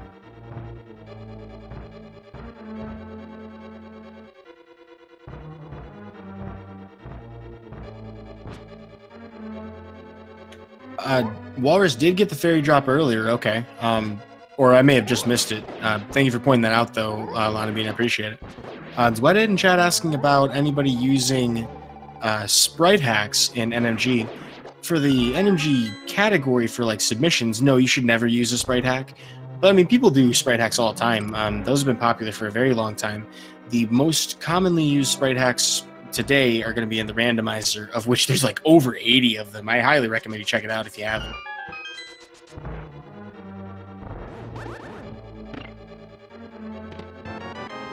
Walrus is going to show us some really nice cane strats and invulnerability frames, taking advantage of the pegs and the time that he has to get around them, to get past that roller room with no damage. That's an important room to not get hurt in. Rollers do 4 hearts of damage to green male Link, so we're really not looking to deal with that at all if we can help it.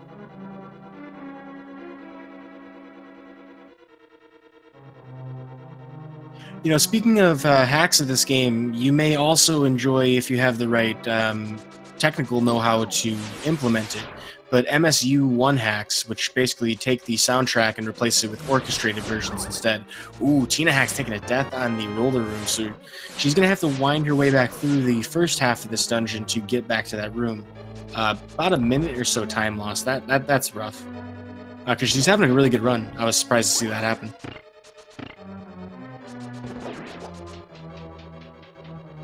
Not a problem, though. Get right back on that horse. Tina doing a fantastic job so far, so I can't imagine this is going to shake her up too much.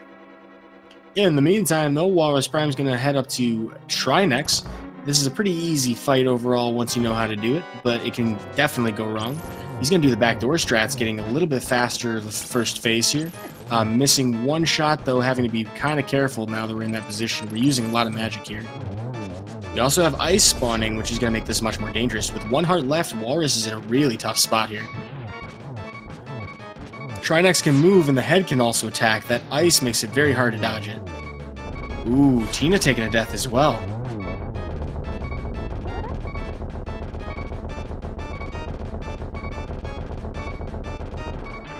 Here in the last phase, Walrus just needs to not get hit, and he gets the double spin, allowing him to do attacks on the head instead of the center of the body. Very important thing about Trinex if you are paying attention to your spacing.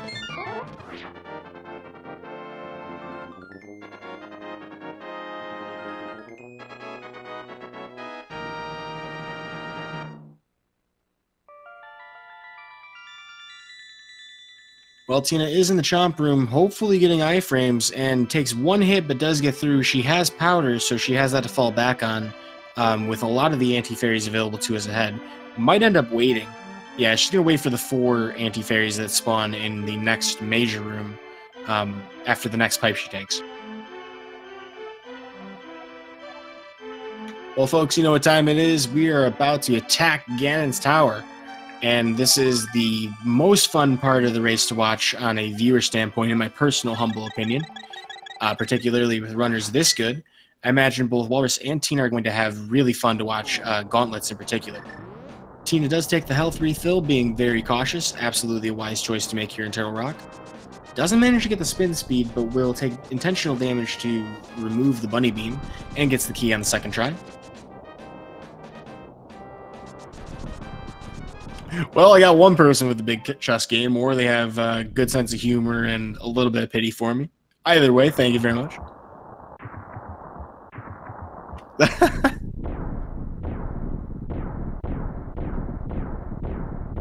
Well, you're not exactly wrong anyway, so... That's right, folks. We will have to kill those ice armos. That is unavoidable. We cannot count on a Bob to save us here. However, it is relevant whether or not we take the key on that chest. We can either grab it then or grab it upstairs in the mini Helmosaur room, depending on if we want to deal with that or not.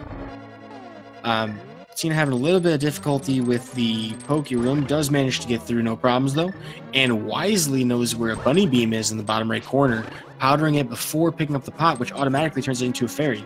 It gives you a little bit more leeway for when you want to powder.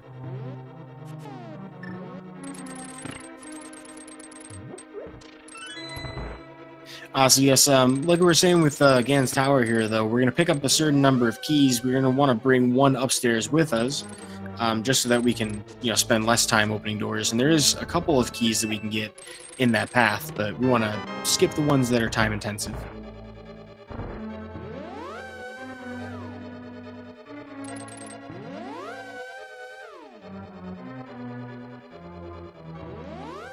Now, ACMLM pointing out that we don't have a lot of arrows on Walrus' screen, has 10. There are 15 available in the room right above Ice Armos, and 5 on the way from the bottom pot where we're about to bonk off of. Well, we'll bonk off the top one, but the bottom one has 5 here. No, we did not collect the bonk key. I personally take it. I mean, I'm not sure why anyone would skip it. I guess it is a time save, but peace of mind for me. Although I did recently in a PB grab an extra key.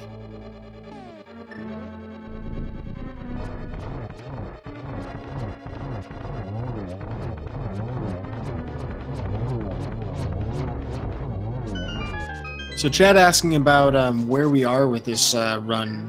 This is the vanilla game, so Walrus Prime grabbing the big key from right after Ice Armos and extra arrows. Very smart decision. We have Mimics to kill. He is in the lead. He has to just basically finish up Ganon's Tower, Aghanim, and Ganon to finish this up. Tinahacks not far behind him, though. Has not done the bottom half of GT, though, so she's approximately half a dungeon behind.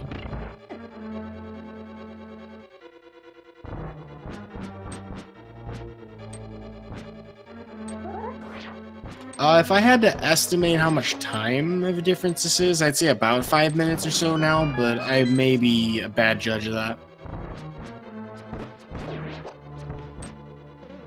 Tina was much closer before some deaths, so I mean, this hasn't been like, a blowout or anything. Both these runners have put on a really great run here. The deaths were both in Turtle Rock. She may have had a third one, but I was blabbering on about some kind of tech. Walrus Prime here is going to walk to the top edge there to regain maximum movement speed. Before doing that dash, it gets him a little bit closer, and he's able to dash through most of that room without any trouble. We're going to shoot an arrow immediately in this room because the skeleton only has one direction to go, and actually snipes him from across the room for the second one. Very nice first room of the gauntlet. Walrus with some very smart moves here, getting the very edge of his hitbox on most of these sword slashes.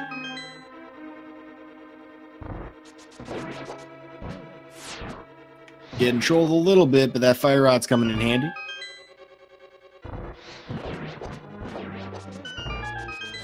Absolutely phenomenal gauntlet.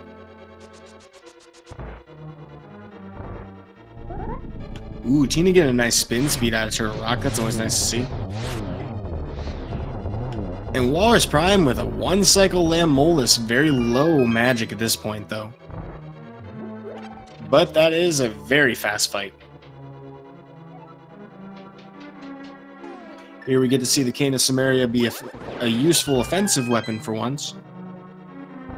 We're going to get another chance to do that. We're just going to place a block to the right of the bottom left one. The conveyor belt will carry it. We'll shoot it almost immediately and slash the top one on the right. That collapsing bridge that those red guards are on is a complete crapshoot. RNG can just completely mess you up. We want to be very mindful of how we light these switches because we do not have magic to work with, and we need to use a fire rod on this last one.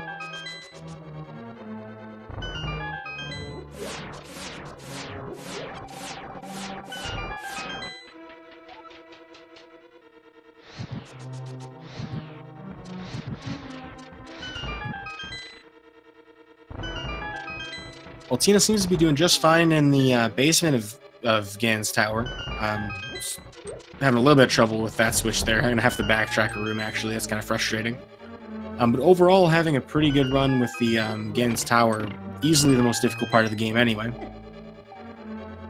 Ooh, Walrus taking some extra hits going into Molorm 2. Has 4 hearts of health of damage to work with. And Ganon does more than that with a hug, so gotta be careful. He may end up trying to pick up the fairy at the bottom of the pyramid, but he could be crazy and do the one-hit, KO mode, which is nuts.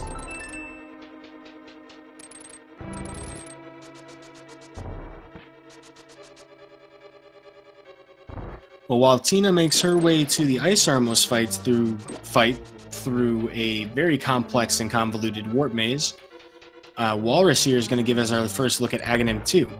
Aghanim 2 is a refight just like the Aghanim from earlier, except this time he has 2 after images which always shoot reflective shots at you. Aghanim himself still has a 50-50 chance of blue balls or reflective shots. Best case scenario is to get 3 in one round. I think we had 1 there because I think one of them may have gotten eaten up on accident. And if it weren't for blue balls, that would have been trouble.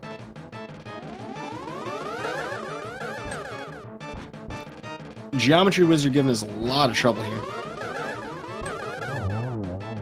Ooh, very nice. So we did have a double earlier. It counted as a double, not a single.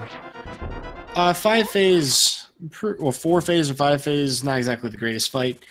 Just happy to get out of it with not taking damage. Looks like a minor stumble on Tina's screen, but no major issues.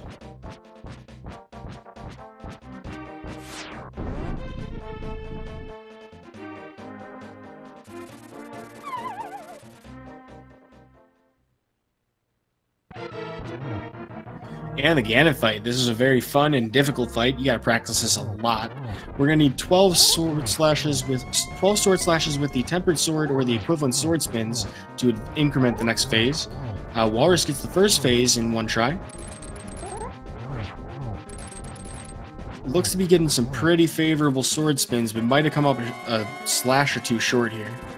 Nope, makes it a phase 3, so that's a 1-in-1 cycle, as best as you can hope for.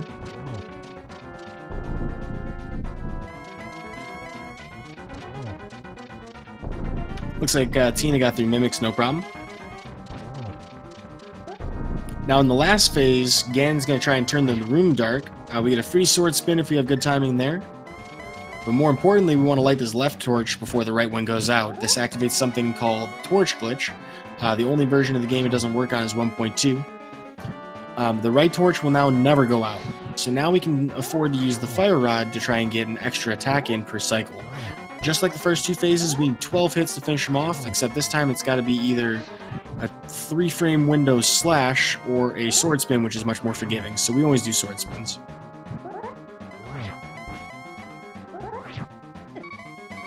Ooh, getting really close. That fire bat being pretty scary. Ganon's right there, though. I mean, you think he needs like 1 more hit? Okay, maybe just a 1 or 2 more. And also, yes, Yellsrake, that was 0 warps. That was about as good as you could expect from Ganon. Well, with that, Walrus Prime will finish up the race and almost getting a 129, or sub 129, but definitely gets the sub 130, and that's phenomenal to see in a race. I'm floored by that. We're going to see if we can get Walrus Prime in for an interview. I'm sure has plenty to say about that race. I'm hoping at least.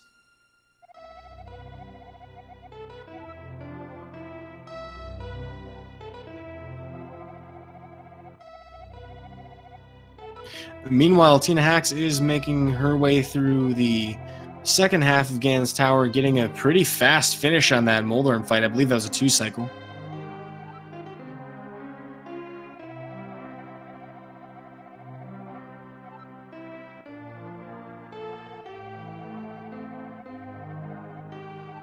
But yes, folks, please give a GG to Walrus in the chat. Send him your love. That was a great race to watch.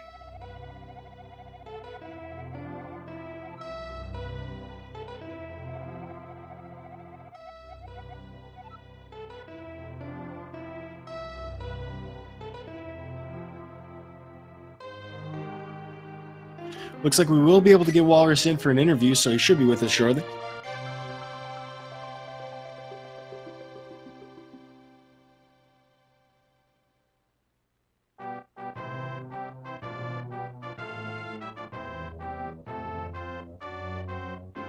In the meantime, Tina is very close to the Moldorm 2 fight.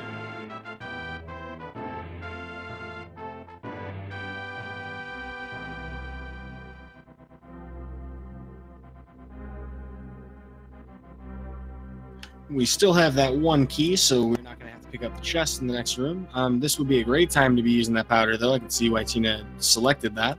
Last gas stop before Ganon, which is 500 miles from now. We don't want to run out of magic at that point.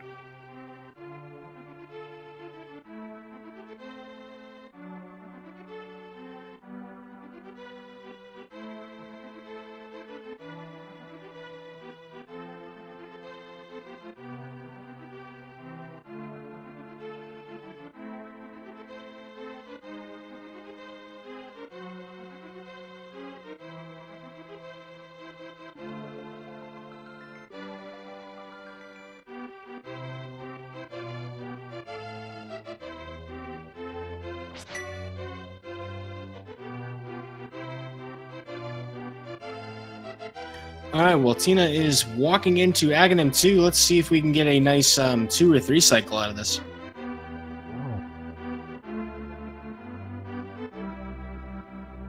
Did get some pretty nice double pattern out of slashes. Sword slashes are harder to do technique-wise, but they are more forgiving as far as the window you have to work with, so you can get better hits with it. If she can get another double, then that will be a pretty decent, 4 cycle, but having to push it to the 5th one because of some weird patterns. I honestly don't know how anybody handles Geometry Wizard this well.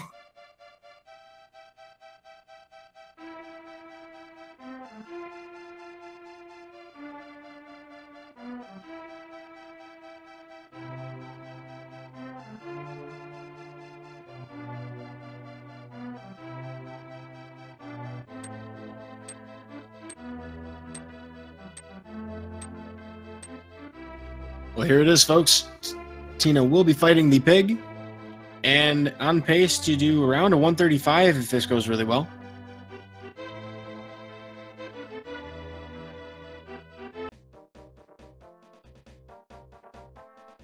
Important thing in there is we wanted to be getting a sword spin in between the Trident and Ganon there. If you have a little bit of bad timing, then you won't get a good cycle through that. You'll actually have to dodge first because it'll go the 2nd cycle before you get that 12th hit in. Looks like we got a lot of slashes in there. I'm not sure if it was enough to prevent the next cycle, though.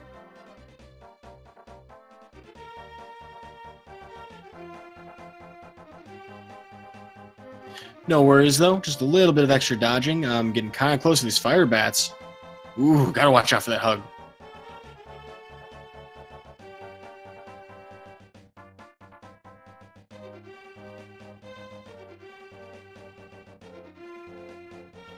We only need to hit him once per jump here in the 3rd phase, so that's pretty quick. And 12 short spin slashes, and we should be done with the pig. Tina does have to be very mindful of her health here, though, because she only has 4 hearts to work with. Gets the free spin. Does she get the torch glitch? And very nicely done. So with that free spin, that's basically 3. on the first cycle of it. If we do really well with the warps here and with the torch, we can get 3 for the next ones, and we can do this in only 3 uses of the fire rod, which is ideal. Even if you make it, even if you make get a warp first before doing it, it's still better to get the one that's closer. So taking a slight tactical loss in time to save time. Always love seeing that. It speaks to how much practice Tina's put into this fight. Because that's something that you just kind of know by instinct after a while. Ooh, getting hit by a fire bat. We only have 2 hearts left to work with. This is really tight.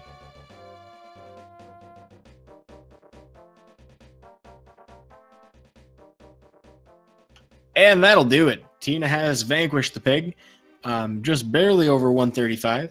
Oh, speaking of which, when it comes to the official Speed Racing TV times for our racers, Walrus Prime finished with a SRTV time of 1:29.11 and tinahacks 1:35.20. I'm going to see if we can get tinahacks and Walrus Prime in here for an interview. GG to both of them. Hello, folks. I dragged you into the interview. Sorry if that was abrupt. GG, both of you. Hey, thanks. Hey, thank you. That was a pleasure to watch. I'm sure it was a fun race for both of you. You guys did really well. Yeah, it was a blast. Yeah, I had fun. I just felt a little sloppy. That's what happens when you don't play this game for 2 days. The ruts sets in really fast. But it's able to clutch the win. I got a little scared there. That last couple of hits, I only had 2 hearts left. Normally, funny coincidence. Normally, I don't have, again, it's not much trouble once you get out of that first couple phases, but yeah, I got out of sync and things got a little wacky, and I got down to 2 hearts. Yeah, I actually had the same thing happen in phase 4. Yeah. Whew. Yo, but the sage wisdom to know not to hold a direction like away from a pit when that fire bat's going to send you the opposite way. So, I mean, that was smart heads-up play. Yeah, oh, yeah. That's one of those things that happens exactly once, and then you learn your lesson, I feel. Yeah, there's a lot of those in this game, huh? I missed that swamp switch on the way out more than once, so that's because I'm just bad. It's a brutal one, though. Well, so I gotta ask though. I mean, are these the fastest times both of you have put up in this tournament? I know they're not your personal bests. No, not for me. I think I put up at 134 in my last race. Yeah, and I think both of my other races were like mid 128s. I think. I should know. I probably commentated them. You did. I'm pretty sure you did all 3 of my group races. So shout outs to you. Thank you for just that. so happened to work out that way. I was planning on doing that for my group, but you guys are fun to watch, so I couldn't help it. I appreciate it. Great. Yeah, much appreciated. Hey, it was fun. Now, I've got an interesting question to pose to you guys because I'm looking at the challenge page, and I'm a little confused. There's a possibility of a really weird 3-way tie if Terror beats Feral Pigman. And I'm wondering how that tiebreak would work. You guys are the ones racing in this group, so I'm not sure. Well, I think with my win, I'm a lock now, right? I'm 3-0. Yeah, you're a lock for sure. Right. You're 3-0. Yeah. Oh, I'm sorry. I said 3-way tie. The tiebreak between tinahacks and Feral Pigman. My bad. Yeah. If Terror wins. Right. Yeah, and I think that would also put Terror. No, Terror would be just out. At that point, I think it would just come down to whoever had the fastest single race time. Which I think the tiebreak is average. Oh, really? Yeah. Well, that's not good for me. Yeah, I guess if Terror wins, that puts everybody at 1 win. Except me, right? Is that what I'm seeing? Yeah, going beast mode. Yeah. That'd be interesting to see. I'm not sure what kind of times everybody put up. Very fast as far as I'm concerned. I just learned this game 2 months ago, so my times have not been stellar. Oh, that's great times for just 2 months. Yeah, that's what's so wild about your tournament run is, you've been grinding out so much so fast. I mean, this is a game people can, really work at and get much better at. But I'm floored. I submitted a PB over 2 hours, 2 months ago, and you've ground down way faster than that. It's been a pleasure to see, and the rare opportunities I've had to kind of just go through the directory, see your times cut down by 5 minutes in 1 week, 5 the next. Obviously an exemplar for this sort of speed run to be picking up. Well, that's kind. That's very kind of you. Yeah, I think my time has come down 5 minutes total since I signed up for this tournament. I signed up with a 133, 6 minutes, I guess. I have a 127 now. So yeah, I got bullied into joining this tournament and didn't put up a PB at all until a week before seeding, and I put up a 2 hours 10-minute. Oh wow! PB. So yeah, you come quite a ways in the last 4 weeks or whatever. Yeah, it's been fun. ALTTP goals. Yeah, mine was sub 130. That was my goal when I signed up for this tournament. It was kind of always my goal when I first learned the game, and then I took a long break to play a bunch of Mega Man. You play Mega Man? No. Yeah, yeah. But then I got my sub 130 pretty quickly. It felt like so. I'm happy with where my time is right now. If I got knocked out of the tournament today, I would be satisfied with where my time is. Get back to the Mega Man grind, but. Well, you have performed exceptionally to not be in that position whatsoever, regardless of today's race. But I have to think, from what I'm seeing, I'm sure you guys are very proud of this tournament performance so far. It's been a pleasure to watch. Oh, for sure. My goal for this was just to have 3 entertaining races, and it seems like I've managed to pull that one off. So. Yeah, I would say so. I hope the viewers enjoyed, because I've had a lot of fun in groups. So I'm excited. I'm looking forward to brackets, the big bracket reveal. I wonder who I'm going to be running up against. I'm hoping it's one of my friends. I mean, I hate to see him get knocked out, but it would be fun to race my friends. Well, there's a lot of people to call friend in this community. Just as a relative newcomer, it's definitely been a welcoming experience. I'm grateful that you guys have been so hospitable. I'm sure Tina feels the same way. Yeah, no kidding. The Link to the Past community is just fantastic. Yeah, agreed, for sure. And it's such a complicated game with so many minute details and strategies for various RNGs and all sorts of stuff, but there's so many resources out there to learn from. It's amazing. And the practice hack is probably one of the best I've ever seen. So, shout outs to the whole community for putting that stuff together and making their game as accessible as it is. Yeah, otherwise I would be really exploiting whatever function key on my keyboard would be my first save state. And even then, you can't do that on a flash card like a Super EverDrive. Maybe an SD to SNES, though. Well, I've got a game saver. I'm sure a lot of people who are speedrunning a lot of Super Nintendo games have game savers, which would have been what I ended up using, but that's not quite as good as the practice hack. The practice hack is so it's so good. The work that went into it is amazing. Yeah. And it shows. I mean, look at how fast you guys are. Clearly came from something. Yeah. Lots of practice. My times in any speed game are directly correlated to the amount of time I put into them. That's all there is to it. I don't have any sort of innate speed ability. I just spend a lot lot of time playing video games. Yeah, I really thought your name was about to be Barry, though, the Flash. I'm sorry? Bad pun. Go ahead. I'm sorry. No worries. I was just going to say I'm the same way. I really don't. I stream all my practice. I play a couple hours of games a day. But if you enjoy playing games, it's pretty easy to put in that time. Yeah, for sure. Well, speaking of enjoying stuff, folks, they put on a fantastic show for you. The best way to show your support for these runners, I highly recommend you do this. Please give them a follow so you can see more of their content. As Walrus mentioned, also plays Mega Man. Tina, I haven't seen all the other games he played, but obviously very involved in the Link to the Past community to start with. Plenty more to see. There's a few other games for sure. And of course, we still have plenty of tournament left for us. So, folks, please follow all of the Speed Gaming channels if you want to catch every last match of it. We have about, I think, after this match, 14 more to go in group phase. And at the beginning of next month, we will be starting the bracket itself, which we have narrowed down considerably from the original 128 entrants to 64. Do you guys have any last thoughts you want to share about this race? I had fun. I'm really grateful for Walrus to have had the race, and I'm super grateful to you for doing the commentary. Yeah, my pleasure. All the way through. Same. Yeah, it was a pleasure racing you, Tina. Thanks. Thanks for being a little flexible too. I had a little scare today. My internet kind of took a dump on me, and it never happens. My internet is so stable all the time. I didn't know what to do, but I was able to get it sorted. We were able to get this race off. Yeah, I'm glad for that. And of course, I mean, we've all been there, right? Yeah. It was a lot of fun. And thanks again to you, Yudo. Did every one of my matches for coming. Hey, I'm just happy I had the chance. Hope the trend continues into brackets. Looking forward to it. So with that, I think we're going to close things out. Although there is one thing I'm sure Walrus wants to say to the crowd. Big day. Absolutely. Tina, do you have a rebuttal? No, I think that's a good note to end on. Big day it is. Until next time, folks. Big day. Big day. See ya.